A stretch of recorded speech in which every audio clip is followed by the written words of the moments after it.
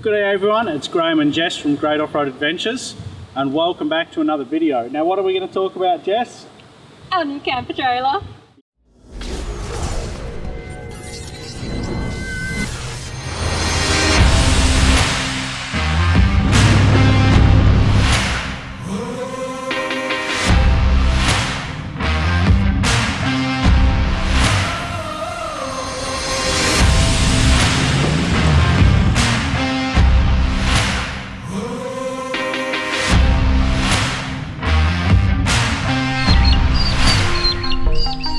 From the tough tracks to the remote tracks, from our campsites to the workshops.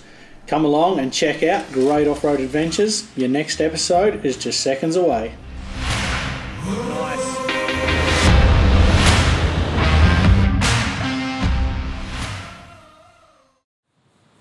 Jess, what is it? So, it is the Bigfoot Yeti. It is the 2020 model. Yep. There are a couple of reasons why we were looking at a newer model, which we'll go into in more detail. We were looking at buying new direct from Bigfoot with Matt. Yep. There was a wait list of 6 to 7 months at the time. However, we ended up not going the new camper route simply because this particular camper ended up appearing on Facebook Marketplace. Correct. It had all the options we were after. It was a fair price. We sort of were like money. It was the make and model we wanted, the year that we wanted, because it picks up a few things which we'll get into later.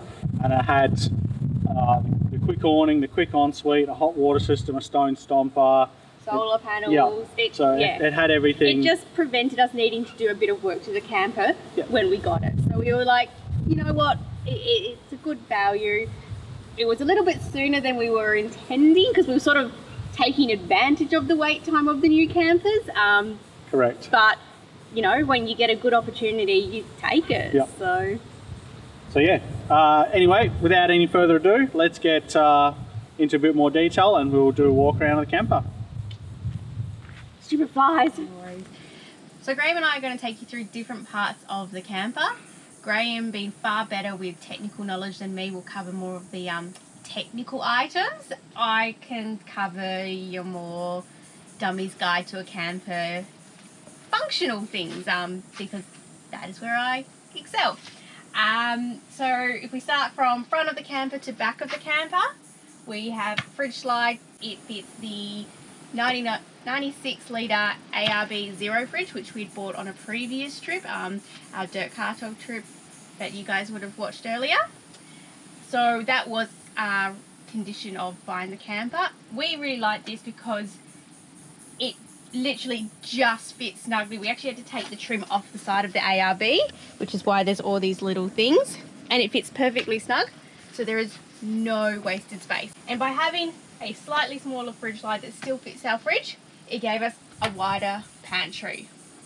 So this pantry we really enjoy because it fits, and if you come up this way, it fits all your plates and pots without things being jammed in. So it makes it really functional to be able to fit as much cutlery, pots and pans, plates as you need. Being that they're all in drawers outside the camper, it means when we get home after a big trip, if everything's covered in sand, it's going to be really easy for me to pull everything out and wash it at home before, without having to open up the whole camper system. So that's really handy. And then, you know, you've even got additional storage in here. I put all our lunch things in here because, again, if we're traveling on the road, all our lunch stuff's ready to go here. I don't have to open the camper up. So, and then on top of that, you've got your, I think it's called a through boot. Graham, correct me if I'm wrong. We do have ambitions to maybe convert that into another drawer system, because with my short ass arms, I just lose things in the through boot currently. So yeah, looking to convert that, but overall very handy, very accessible. If we keep going across, we get to the electrical system, and that I will get Graham to cover off.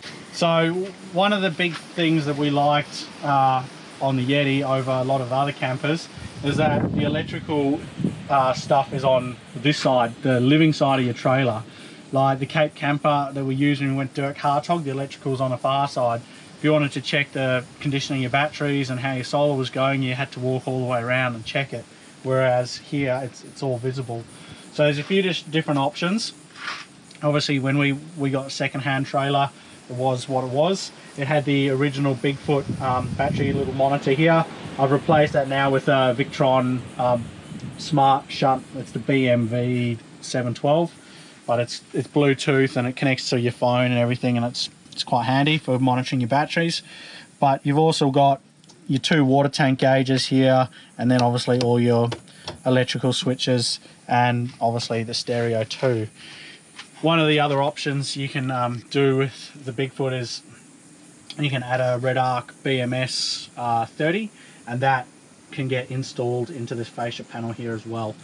If we had gotten a new trailer, I probably would have optioned for that, but buying second hand, it was one of those things that, yeah, it wasn't on the trailer, but it's something we can look to do later. Moving on to the kitchen, what we found is this part of the kitchen here is slightly shorter than all the other, like a lot of the other camper trailers out there. Not all of them. Some of them also have this slightly shorter design, and that's because when you slide it in, the batteries are behind it.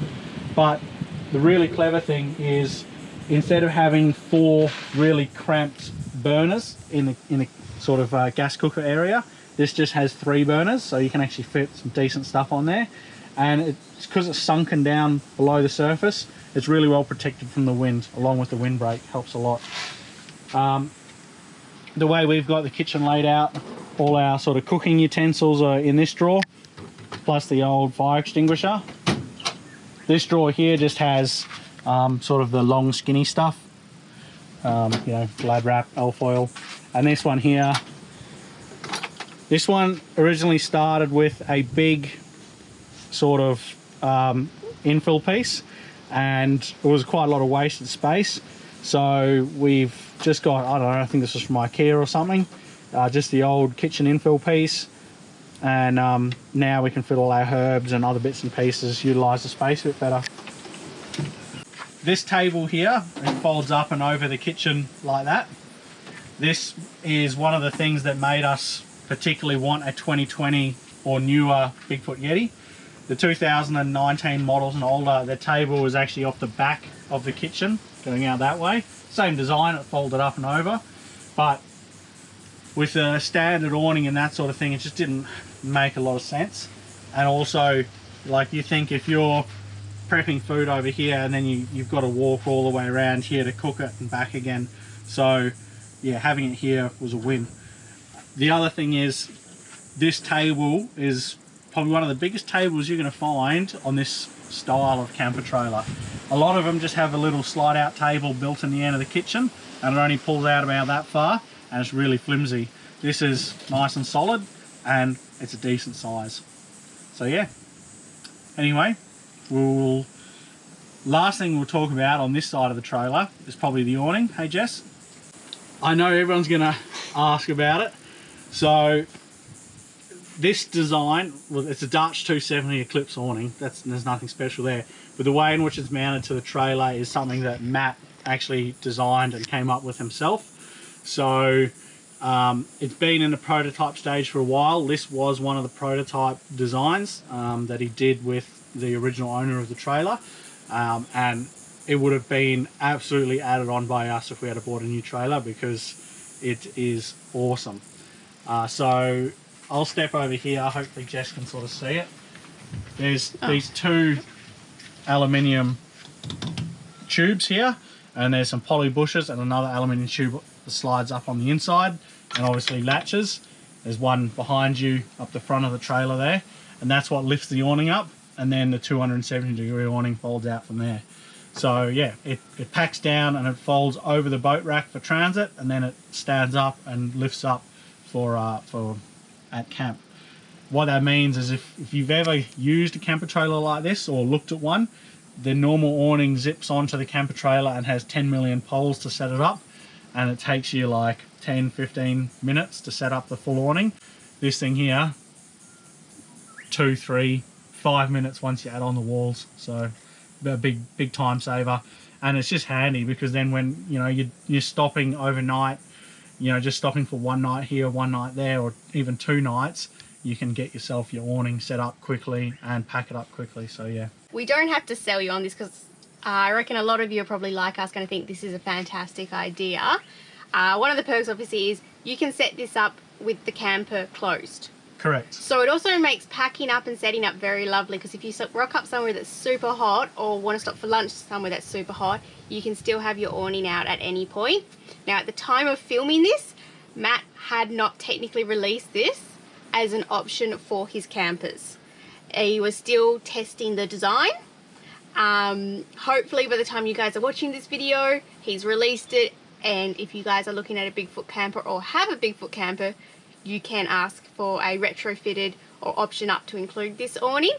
When the design is finalised and released, if you have a Yeti, get it aftermarket retrofitted, because it fits all of them. Even the 2019s, it can get fitted to the previous ones. So yeah, if you do like the idea and Matt releases it, yeah, get it. We can attest to how well it works, and we're super lucky to have it. So yeah.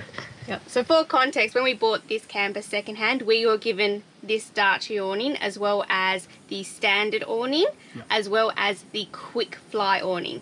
So we were given 3 awnings with this camper, and we've used this actually quite a lot, the camper. We really enjoy having it, and every time we're using the Darche awning. Yep. We've not even bothered looking at the other ones. They're all in a box in home, never to probably be seen again. It's just easy, and you got walls and everything included.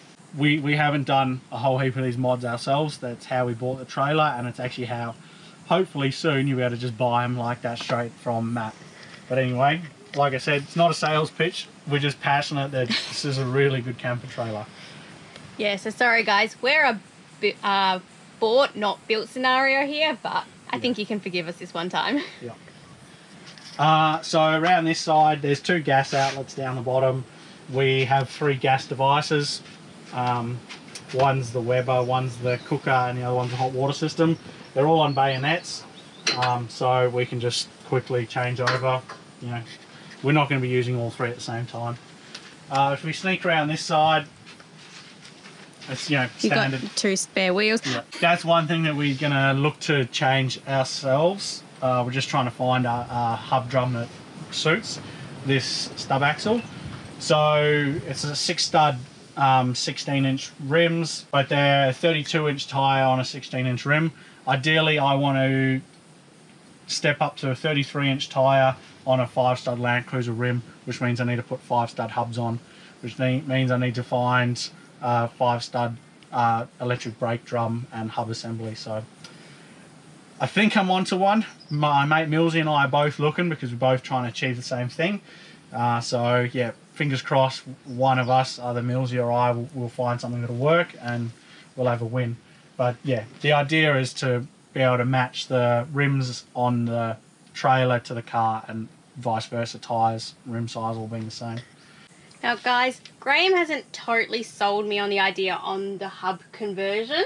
Seems like a lot of work, so I would be keen to hear your thoughts. I feel like a lot of people get camper trailers and don't do hub conversions, so I'm curious to know what everyone else has got. And have you ever been in a situation where you didn't do the conversion and wish you had done it? But yeah, for me, I want to do it to save weight, because I'll take a spare tyre off either the back of the camper or the back of the car, because we'll have 3 axles on the ground and 3 spares. So anyway, we'll come through here. So apologies if it's a bit windy in the background. It's just the south coast. The boat racks all come standard, and that has the quick pitch, quick ensuite bolted onto it. That is an option you can get from Bigfoot. And again, we have this ensuite on the car, so when it came with the trailer, it was just like winning, because we know how well it works. Chemical toilet can go in it, hot shower, whatever you need to do, it just works. So it doesn't take long to set up. Jess can set it up on her own, pack it up on her own. It's just handy. Coming around this side, in this back compartment here, that's where the batteries are. It's a bit hard to get a close-up, but there's 2 120 amp hour, I think they're lead crystals.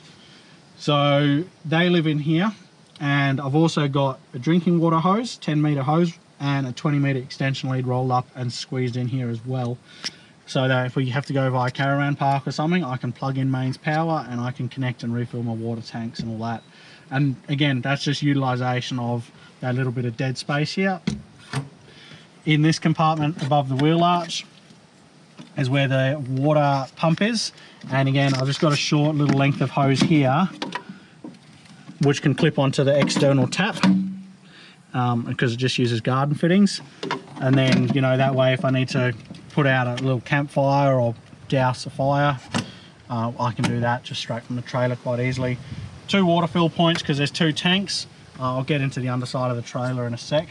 But yeah, again, came with the Julka hot tap, hot water system.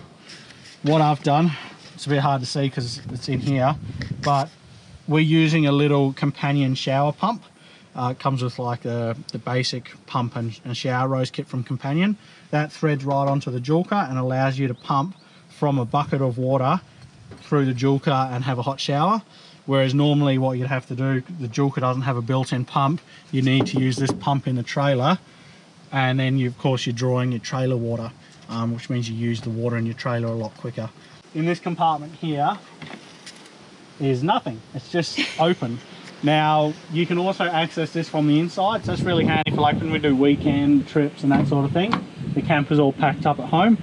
We can just chuck our clothes bags in there, head out on the Friday afternoon when we open the camper up and we climb in. We can just get our bags out from the inside, and vice versa. Like at the end of this trip, what we do, we can chuck the dirty bed linen, dirty clothes and everything in that compartment, pull the camper in at home.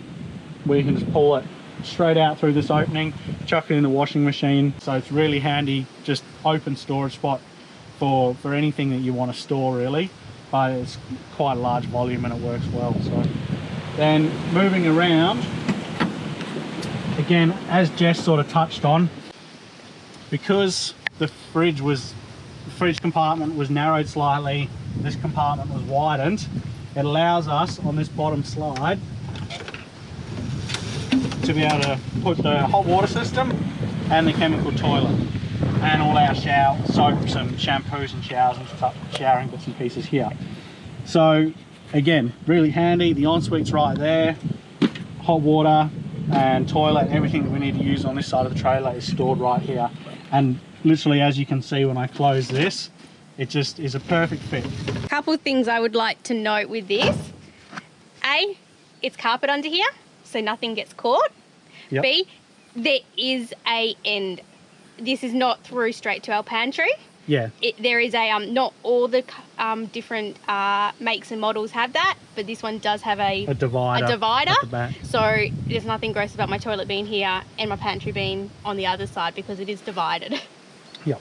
And then obviously the top shelf here is just the other end of the through boot, and that, or we'll call it through boot, the pole storage, but that just goes all the way through to the other side. So because the awning attaches to the outside of the trailer and we don't bring the other awnings, we have this whole compartment here for storage.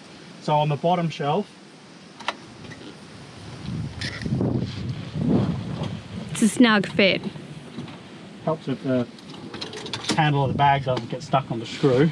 But we've got sand pegs and additional guy ropes. We've got the skirt so we can block wind coming from underneath through the bottom of the camper.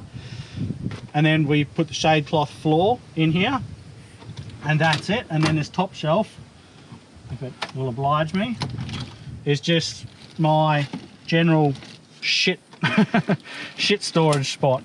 So I had my solar blanket under here, I had some Ryobi power tools, I've got tube of grease, I've got Ryobi batteries and a camp cover pouch, I've got another Anderson plug extension lead for solar, I've got 2 packs of the screw and tent pegs because I wasn't sure what the dirt was going to be like, and I've got in this camp cover pouch all my spare trailer bearings, spare circuit breaker, seals, all that for the camper. So just a bit of maintenance stuff there, and then also got ratchet straps in the ratchet strap bag. So yeah, like I said, oh, and dustpan and brush, just a general sort of it's your toolbox. It is a bit of a toolbox, just a general storage area. One of those things we found a lot more storage, usable storage. It's not necessarily more space, it's just more usable, it's better laid out. with this trailer. So clip that up. It's a bit hard to see, but there's this front tray section here. When the camper's open, you can just put stuff in. But what I've got is I've got my diesel heater tank, 2 jerry cans on this side, then 2 gas bottles. On the far side I can put my Weber, and if it's winter I can also put my fire pit in there. And I've also got 2 leveling ramps. So do need to be cautious not to put too much weight up the front, because you know you put a lot of ball weight on your car. But yeah, Matt's also designed a way that you can have 2 jerry cans, a 9 kilo gas bottle and a boat motor. And one of the mods that I want to do is around the other side, because this area I can't access. Around this side here I want to take these rivets off and put some hinges on, and actually have this piece here hinge open so that I can get in there. That way if my Weber's in there, I can then slide my Weber out, that sort of thing. Whereas right now I'd have to sort of pack up some of the camper, take some poles out, then lift this up and get in there. We've got the bin bag here that just hooks on around the top. That was literally just a cheapie from BCF or something, nothing flash. Because this is literally under my bed, this is just where all our 10-cent cans and collection stuff's going. Then the rubbish will go here, and eventually I'll chuck that into the PM canvas rubbish bag on the car. And then when we do our day trips, we go past bins, we can get rid of the rubbish. So technical side of the camper now. The camper weighs 1600 kilos with batteries in it, but no water. So you've got to add your water, your fridge and all that on top. And it has a max weight of 2 ton, I think. If I'm wrong, I'll put it on the screen anyway. Underneath, there's the 2 water tanks that I touched on. You've got a front water tank and a rear water tank. They're actually separate, they're not joined in parallel, which is what a lot of trailer companies do.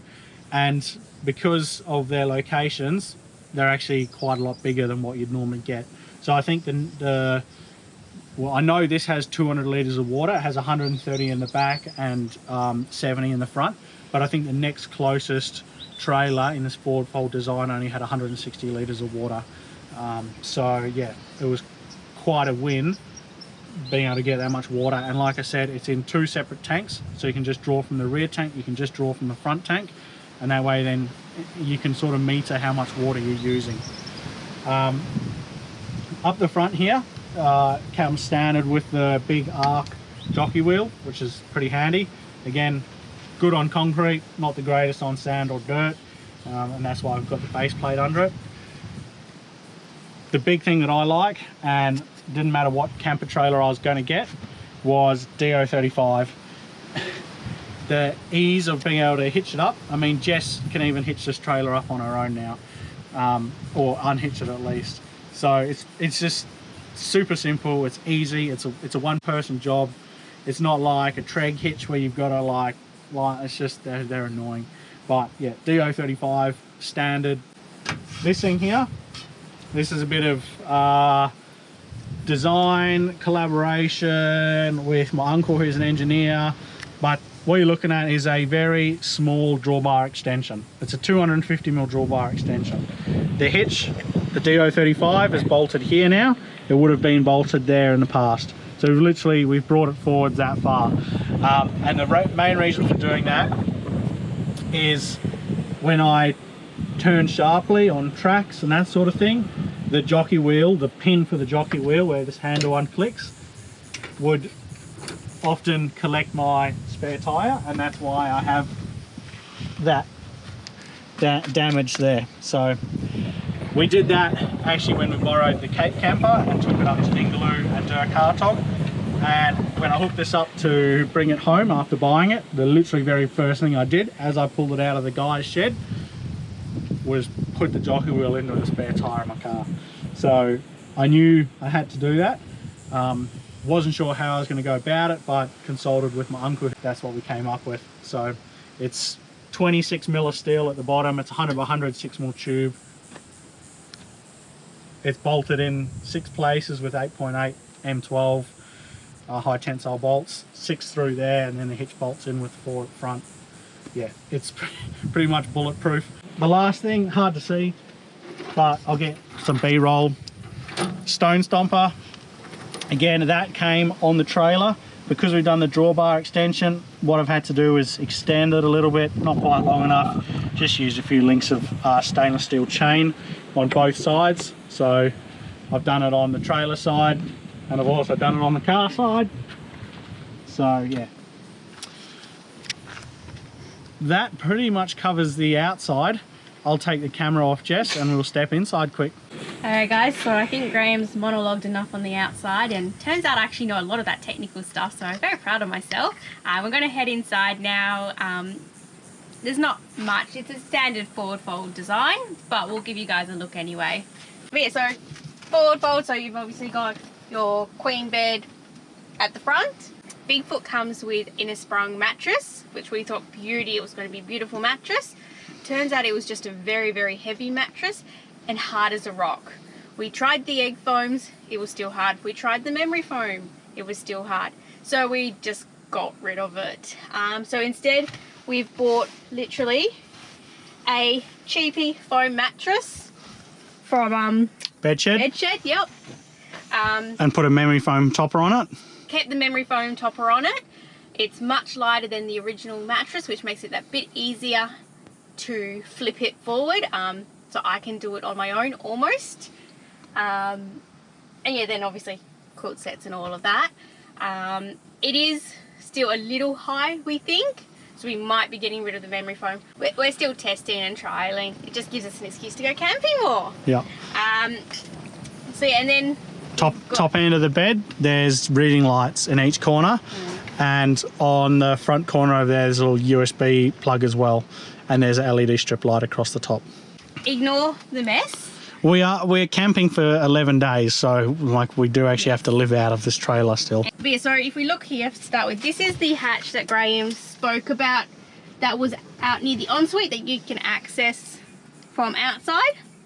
So it's a fairly large size hatch and fits all our clothes in it generally.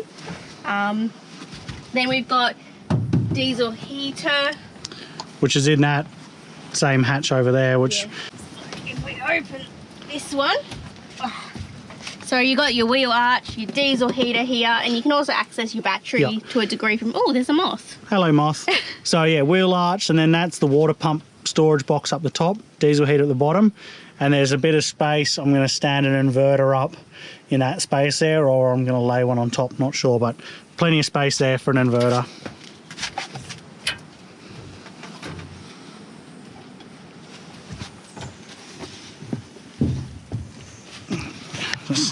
Out you go, Moffy. Then if we continue round the side, that's my vacuum. So what Jess is showing you now is the hidey hole at the back here.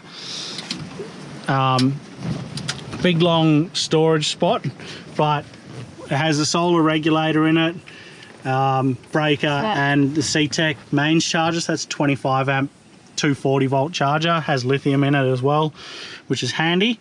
Put a DC-DC in place of where the solar regulator is, because whatever DC-DC I use will have a solar reg built in.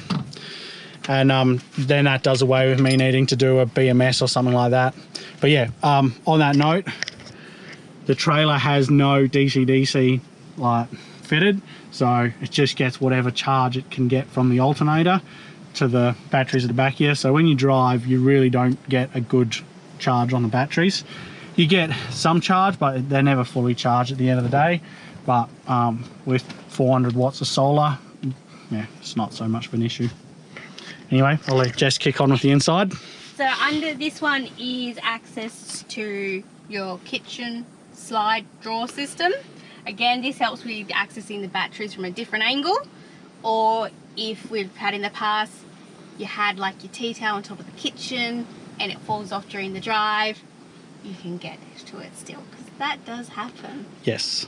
Now I moved Graham's crap, and then under this one, more storage. More storage. We've been a bit wasteful with our storage lately. We have more storage than we need, and as a result, we're just putting stuff in without much thought. We've got some cushion covers for the back seat. If we ever need to sit on the back seat, we've got tinsel, because it was Christmas and we needed tinsel. Just toilet paper, clothesline, all of that kind of a thing.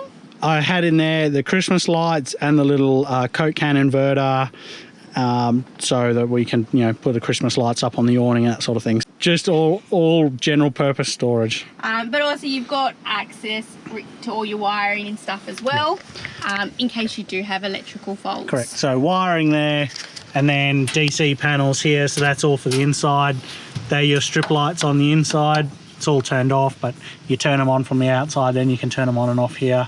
Speakers, pretty standard really. Anything you want to add? To set up the camper, it is a 6-pole setup. I had to quickly do the numbers.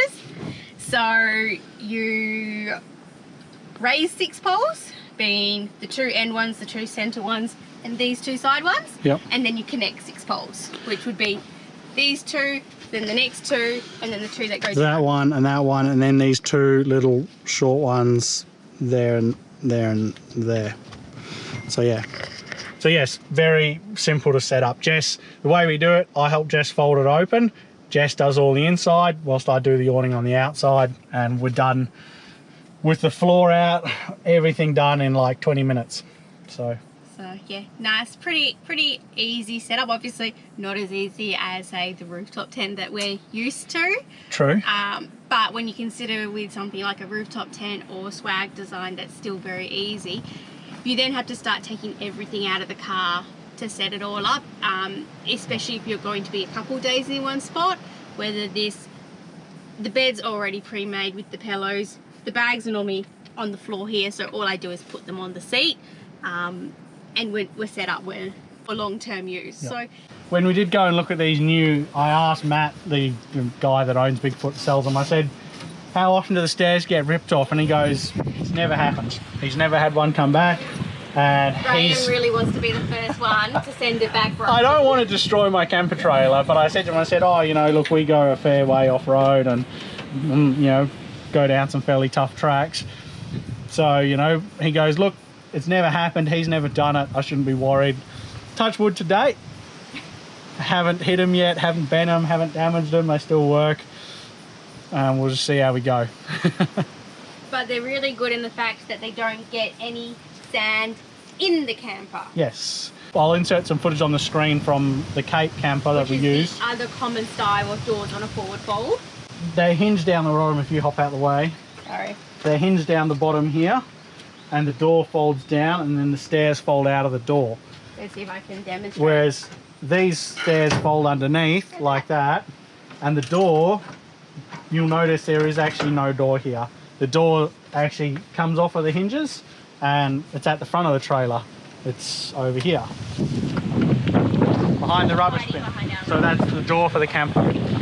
And yeah, then it, you know, the door's not swinging in the way, and it's not folded down, getting dirt and grit and stuff falling off of the stairs onto the door, which then you fold up and put dirt in your camper. If you got any questions, leave them in the comments below, of course. If you want to know any more information, anything like that, just fire away. We're there to answer them and help out. And yeah, like I said, it's not designed to be a sales pitch, but we're really passionate with it. We're really happy with it. We've got no affiliation with the company. Secondhand from exactly. someone. We bought it secondhand off Marketplace. You can't get, you know, less biased than that. So yeah. And in all honesty, that first night in the camper, we nearly were ready to sell it the day after we bought it. It was what, a 4-degree night, and the diesel heater wasn't working. Yeah, it was a bit hard. Correct. We had a bit of buyer's remorse because, yeah, we weren't particularly happy campers. Diesel heater didn't work when we bought it. Some of the drawers were a bit stiff and whatnot, just from a lack of use. So I had to get it home and do a little bit of maintenance on it. But now that we've done that, that's gold. A good point to raise. If you're travellers who maybe you go once or twice a year in school holidays camping with the family, in order to maximise the life of your camper, you do need to maintain it. Yep.